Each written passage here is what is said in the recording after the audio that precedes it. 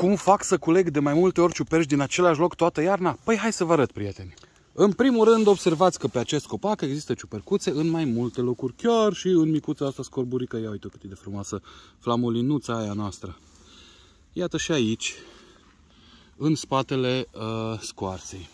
Și atunci, ce o să fac aici? Ce o să fac aici este că o să las, bineînțeles, să crească ciupercuțele astea până când se fac mai mari și până când mai împrăștie și mai creează și alte miceli. Ia uite acolo, încă mai este plin de ele. Le vedeți?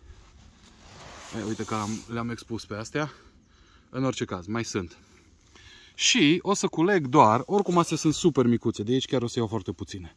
Dar o să culeg doar câteva din ciupercuțele astea de pe aici și lăsăm în continuare dintre ele să crească, să se facă mari. Și de fapt, chiar dintre astea de pe copacul ăsta nu se culeg niciunele, pentru că sunt prea micuțe, mai găsesc altele, mai sunt și pe acolo pe copaci, pe buturugile alea, e plin de fapt. Dacă aveți grijă de locurile voastre, o să culegeți toată iarna ciuperci.